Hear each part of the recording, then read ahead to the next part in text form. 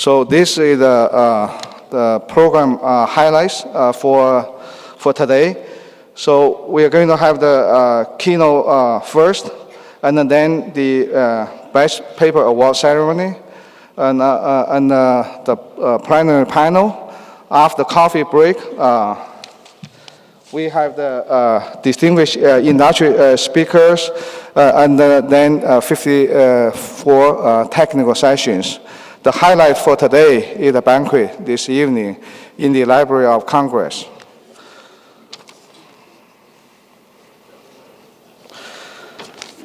So it is my great pleasure to introduce the keynote speaker, Mr. Julius Knapp. So Mr. Knapp has been with the FCC for 42 years. He became chief of OET in 2006. He previously served as a deputy chief of OET from 2002 to 2006. Prior to that, he was the chief of the Policy and the Rules Division, where he was responsible for FCC frequency allocation proceedings, and for proceedings amending the FCC rules for unlicensed radio frequency devices. In 2013, Mr. Knapp received the Presidential Distinguished Rank Award for exceptional achievements in the career senior executive service of the United States of America. So please join me to welcome Mr. Knapp to give the keynote on perspective standing at the intersection of technology, innovation, and communications policy.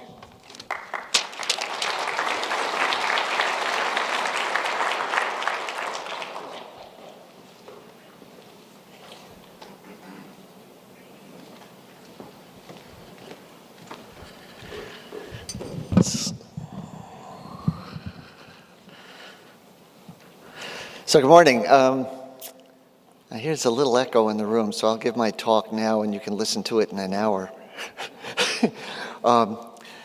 Just last Thursday night, there was an event here. It was the Federal Communications Commission annual chairman's dinner. And we had about 1,500 attorneys here for that. It's our little secret. Do you know how rare it is to have 2,500 engineers and technologists in DC that outnumber the number of attorneys? So it's really especially gratifying to me, coming from the engineering office at the FCC, to be talking to you this morning. I titled my talk this morning as Perspectives Standing at the Intersection of Technology, Innovation, and Communications Policy. I've been at the FCC for quite some time. I stopped disclosing the actual number of years when I had to report it in scientific notation. So suffice it to say that I've been privileged to have had a front row seat for witnessing how the FCC's actions, or in some cases not getting involved in an issue, have played a key role in bringing about the remarkable revolution in communications technology that has occurred over the past several decades. In this morning's presentation, I'm going to cover some of the things the FCC has been doing to continue to promote the technological innovation and introduction of new communication services that we've enjoyed. Now, I know we have an international audience and perhaps some people who may not be familiar with the FCC, so I thought I'd just spend a couple of slides telling you a little bit about the agency. The FCC is an independent agency within the federal government that was established by the Communications Act of 1934. It is charged with regulating interstate and international communications by radio, television, wire, satellite, and cable. And the FCC's jurisdiction covers the 50 states, the District of Columbia, and U.S. possessions. We have a staff of approximately 1,650 engineers, economists, and attorneys and support staff, headquartered here in Washington, D.C. That's, I've got to move this to the next slide. Sorry about that. And that's our building there in the lower corner. We have a lab in Columbia, Maryland, and field offices around the country. The agency is led by Chairman Tom Wheeler and Commissioners Clyburn, Rosenworcel, Pai, and O'Reilly.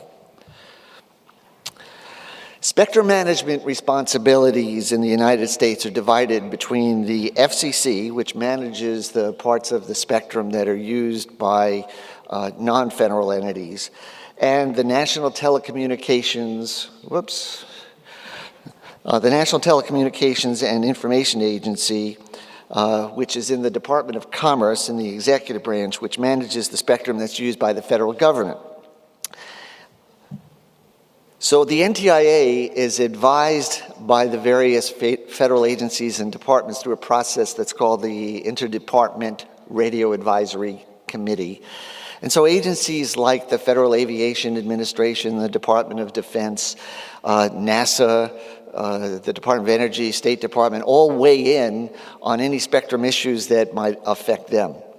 Now, most of the spectrum is shared between non-federal and federal users, and that requires that the FCC work closely with the NTIA and the federal agencies to make sure that the spectrum is used efficiently, that needs are met, and we do all of this without causing harmful interference. I'm going to get the hang of this eventually. So spectrum's the lifeblood of wireless service. Without access to spectrum, all of the discussions and the presentations that we talk about in a conference like this would really have no effect. You can't deploy 5G or connected vehicles or IoT unless you have access to spectrum.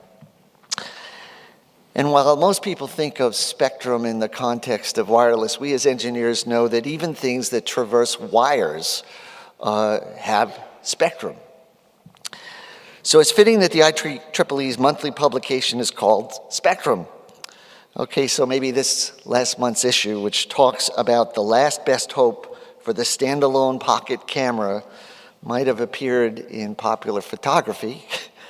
But I would still posit that this camera was inspired by the revolution of cameras and cell phones. No revolution in cell phone cameras, no revolution in the standalone pocket camera.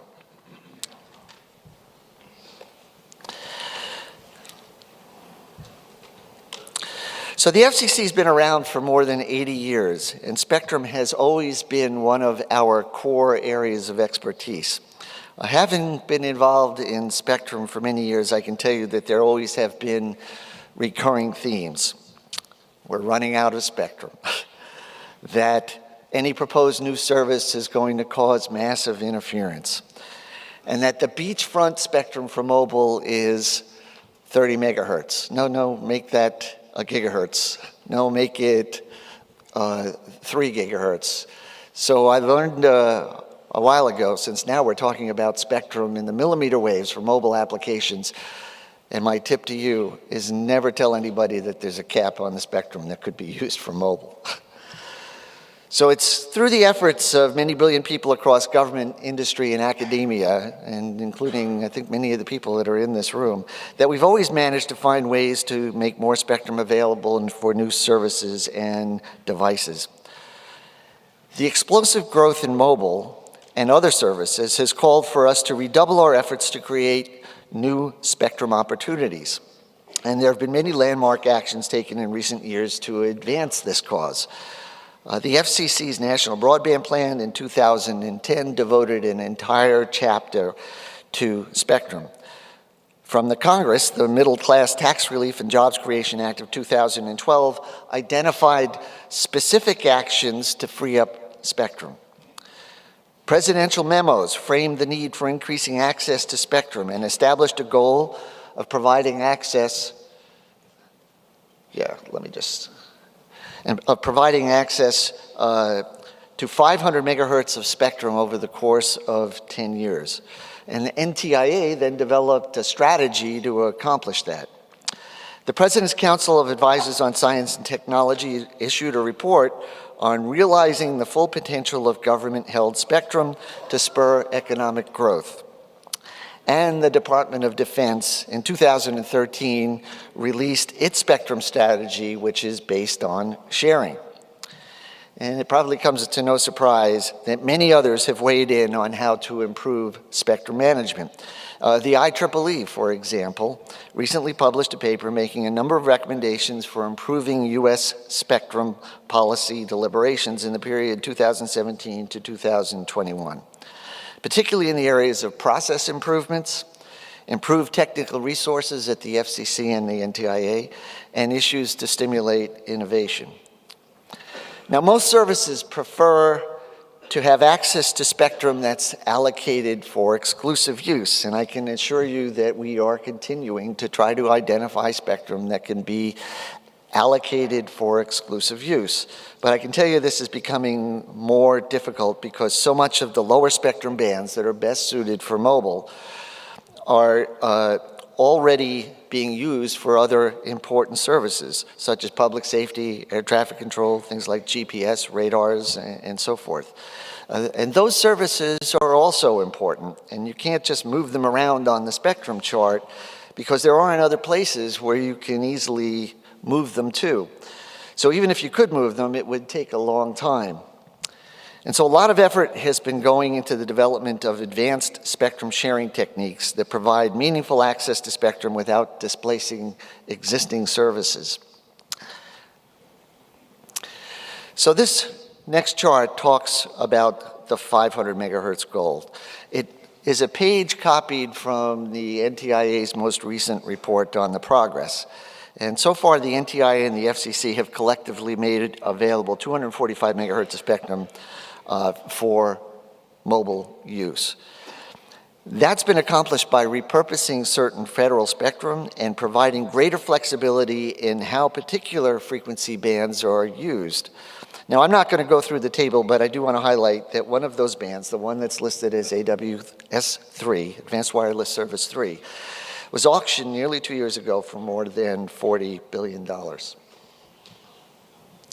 So I'm going to talk a little bit about what we've been doing to develop those advanced sharing technologies. One of the frequency bands that was listed in the table as in process is the portion of the UHF TV band at 600 megahertz that's currently the subject of an incentive auction.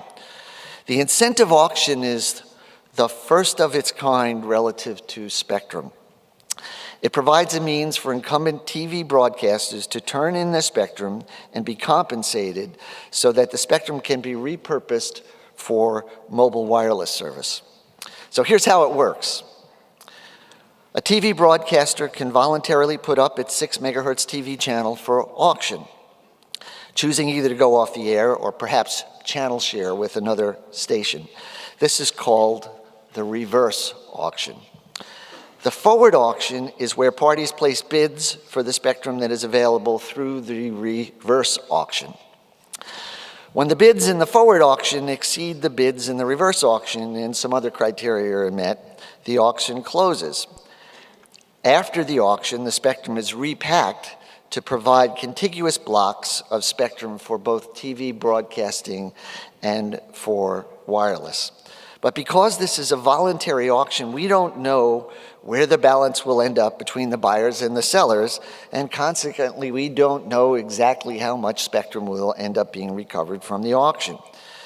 So for the first time ever, we've had to develop band plans for every outcome. Previously, we always knew exactly how much spectrum we were working with, so you could determine how many licenses would be granted and what sizes. But here, we weren't sure where it would end up. So what you see in that lower chart is 3 of the band plans for 126, 84, and 72 megahertz of spectrum. We also needed to consider how best to accommodate a multitude of other services that had been operating in the spectrum, things like wireless microphones, low-power TV, TV translators, so it was really quite complicated. But despite the complexity, I think this represents one of the creative new ideas for repurposing spectrum. But if you're interested, I've really rounded some of the corners in the details of how this works. If you're interested in the details, I would encourage you to take a look at the FCC's website.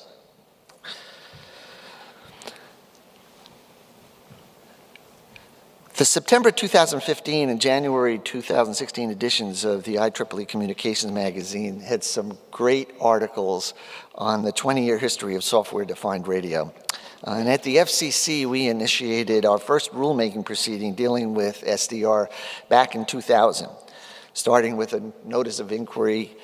A notice of inquiry is where we solicit information to learn more, and then a notice of proposed rulemaking. And at the time, we were mostly focused on equipment authorization.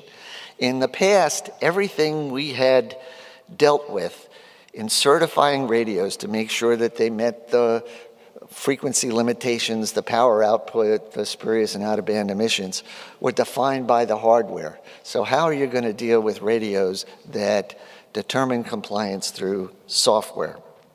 So in a software-defined radio, the operating parameters, the ones I just talked about, are determined by the software. So the issue was, how do you ensure that these things are going to be remaining in compliance? So while we ultimately established provisions for SDRs, there are still some issues that we're grappling with today, particularly how can we ensure that the radios stay in compliance, stay in their lanes, stay consistent with the power levels, but we don't stand in the way of some of the benefits that SDR offers for configuring networks, for upgrading the security of the systems, and so forth.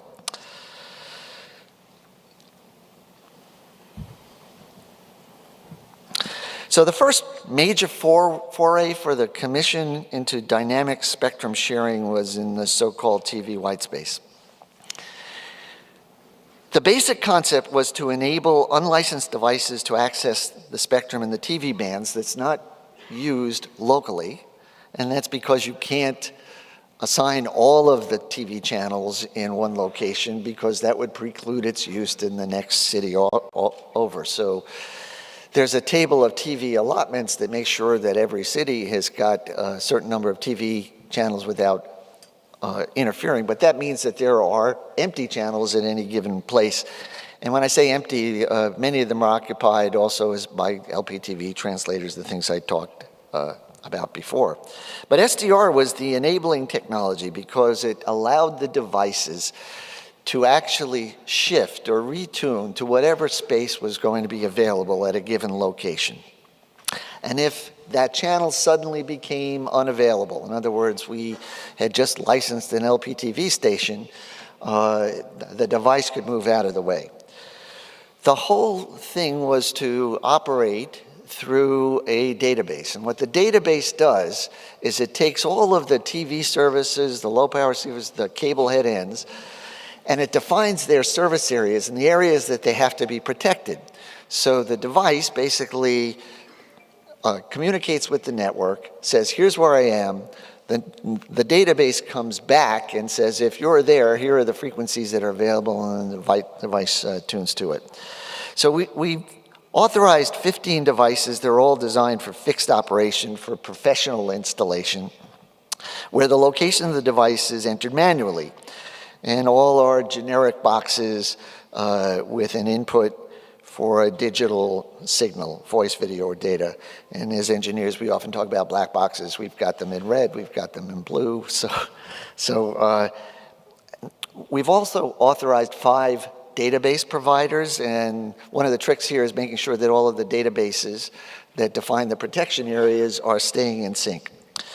So although the rules were finalized a few years ago, the activity's been slow in the US, in part to await the outcome of the TV incentive auction to see how much white space might be left after the spectrum is repacked.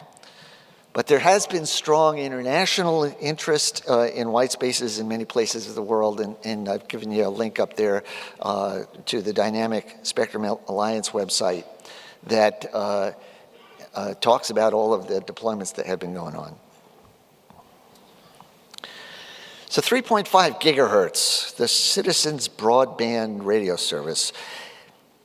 This is a more sophisticated approach to dynamic spectrum access that then was developed for sharing in white spaces.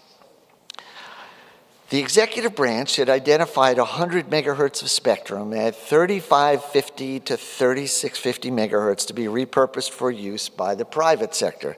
That's the band that's more on the left-hand side of that little frequency chart on the top. It's adjacent to a band at 3650 to 3700 megahertz that was actually reallocated from the federal government about 20 years ago. There had been deployments in there of fixed point-to-point microwave services.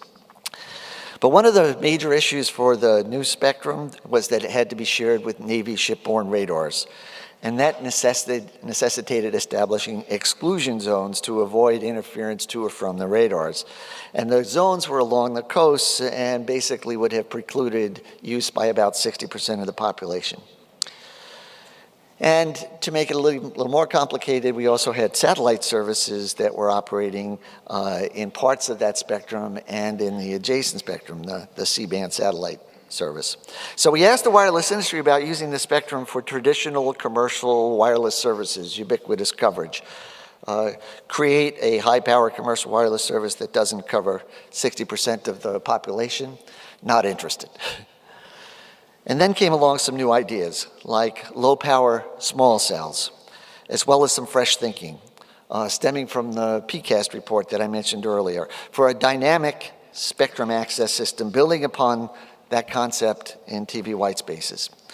So the CBRS is based on a three-tiered spectrum sharing system, with the top tier protecting the incumbent users, the middle tier, which we call priority access, essentially being licensed in part of that spectrum, and then the lower tier, which we call general authorized access, being similar to unlicensed. It's the first time we've ever actually mixed the three together, so that we're providing through a spectrum access system, a form of a database, a way to manage all of these uses without interfering. And at any given location, you're going to have a different mix in demand. And so the SAS can make sure that all of the demands are met as efficiently as possible. And as for the radars, we worked with the NTIA and the Department of Defense to reduce the size of the exclusion zones and provided for development of an environmental sensing capability to determine whether the radars are present. And I can tell you that on most parts of the coast, that's pretty rare. So the spectrum is going to be usable most of the time, and even in instances where it's not, there are other spectrum resources available where the devices can just get the capacity that they need. We're hoping to announce the initial approval of the SAS and ESC providers soon. If the concepts that are embodied here work as we expect, they could prove useful as a tool for tapping into resources in other spectrum bands. 5G. What's a conference without 5G? So as you all know, 5G has been a hot topic. And in fact, it's featured on the cover of November's IEEE Communications magazine. And many of the sessions in this conference are talking about the technical underpinnings of 5G. This past summer, the FCC was the first in the world to allocate spectrum and establish rules to help facilitate the introduction of 5G. In developing the provisions for 5G, the FCC followed a core set of principles that have been the foundation of past success in the US. To identify substantial spectrum in the millimeter waves for new services, to protect the incumbent services against interference, to provide for flexible use, to enable a market to determine the highest valued use, to use overlay auctions where no existing assignments are there, and provide spectrum for both licensed and unlicensed use. And we also, in this endeavor, sought to ensure that work is going on to consider cybersecurity from the start. So the Commission this past summer added a total of 10.85 gigahertz of spectrum for mobile service, 3.85 of which is licensed in bands that we describe as 28, 37, and 39 gigahertz, and 7 gigahertz of it was for unlicensed use at 64 to 71 gigahertz. And we not only identified the spectrum, but we also established the full package of rules, including how we're going to license it, what the technical provisions are, and so forth, and then proposed additional spectrum bands for further consideration. So what is 5G? Some describe it in terms of technical goals, such as data speed and capacity, as well as reduced latency. I think our chairman at the FCC, Tom Wheeler, described it best. He said, 5G is not a technology, it is a revolution. Let's talk about the benefits of smart city energy grids, safer transportation networks, and new opportunities to improve healthcare. Let's paint the picture of how 5G will unleash immersive education and entertainment industries, and how 5G will unlock new ways for local employers to grow, whether it's a small specialty shop or a large factory, creating new jobs and improving services for the community. So on those spectrum bands, the table provides more detail. I'm not going to go through all of this, but the 28 gigahertz band had incumbent licensees that were offering fixed service. And we provided there for market mechanisms to allow those licensees to begin offering mobile service. And where we didn't have licenses, we said we were going to conduct overlay auctions. The band also had a number of satellite Earth station uplinks, and we provided additional Earth station deployments and encouraged continued industry study of aggregate interference to the satellites. The 37 gigahertz band has presented a different set of circumstances. It's allocated for federal and non-federal use, but is largely unused. And we developed a sharing scenario that would provide certainty of access for the Department of Defense in a portion of the spectrum and sharing across the band for mobile applications. And at 39 gigahertz, there are licensed fixed operations covering about 50% of the population. Here again, we provided for mobile use through market mechanisms. That 64 to 71 gigahertz band that I mentioned was actually adjacent to an existing unlicensed band at 57 to 64 gigahertz. So you put the two together, you've got this super big 14 gigahertz of spectrum for unlicensed. It's typically relatively short range, but plenty of bandwidth. And in that lower band is where the IEEE had developed standards for what's called WiGig. So international harmonization of spectrum is also a desirable goal. When you take a close look at the frequency bands the Commission's already made available, as well as the ones covered by our further notice of proposed ruling, you'll see quite a bit of overlap with those that are under consideration internationally. And where the bands don't overlap precisely, they are close enough that one piece of equipment likely can tune over both. So just a couple of the key factors that enable a sharing. It's a huge amount of spectrum. We have relatively high path loss, adaptive antenna technology, steered beams, and heterogeneous networks all working together to be able to facilitate the sharing. So the next steps, there's been strong support for the FCC's order. The suppliers have been developing equipment. The carriers are conducting tests and planning trials. We're considering the comments that were filed on our further notice. For experimental licensing, we provided greater flexibility to deploy trials at scale. And the executive branch has provided for an advanced wireless research initiative, $400 million, that initiative that would be led by the National Science Foundation to enable deployment and use of 4 city-scale testing platforms for advanced wireless research. I am going, in the interest of time, just to touch on a couple of quick things. Unlicensed devices. I'm sure many of you are familiar with provisions for unlicensed. They operate on a non-interference basis. The rules are based on a foundation of flexibility and encouraging innovation, and it's been a phenomenal success story.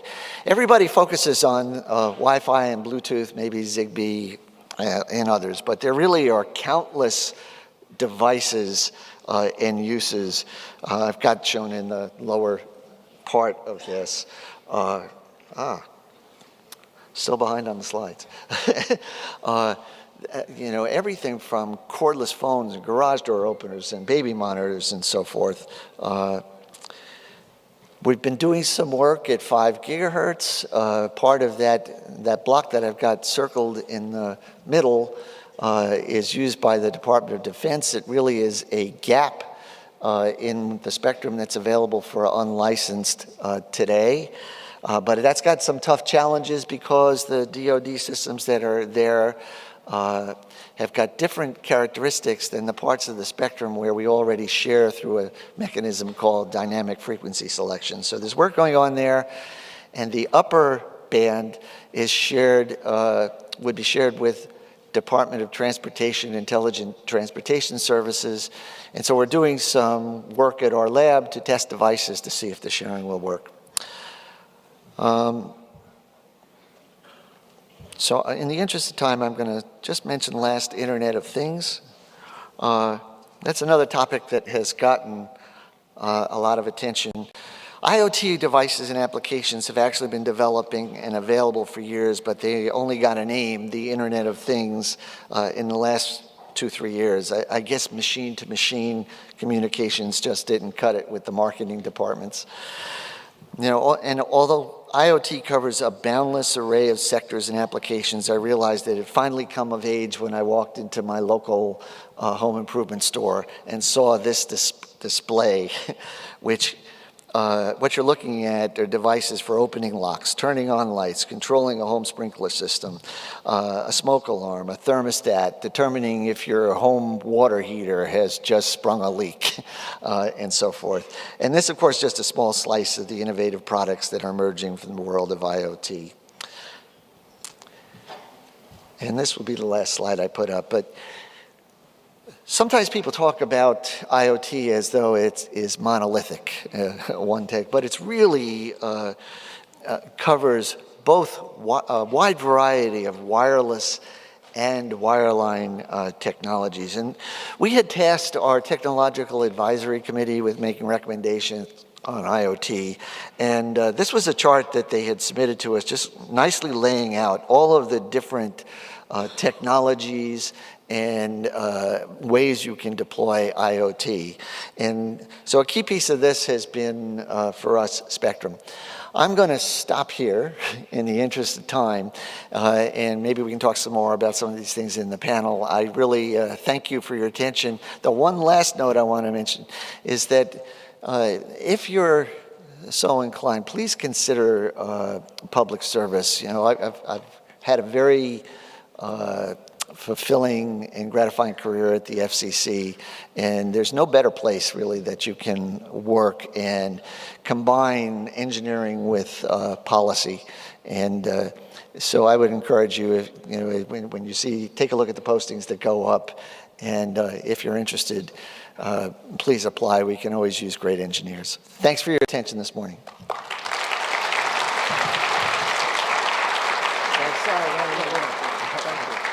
Yeah, thank you, Mr. Knapp, for the wonderful keynote speech.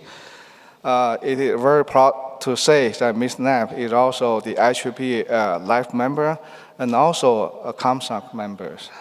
So to extend our appreciations on behalf of ComSoc, we present the keynote speaker plaque to Mr. Knapp.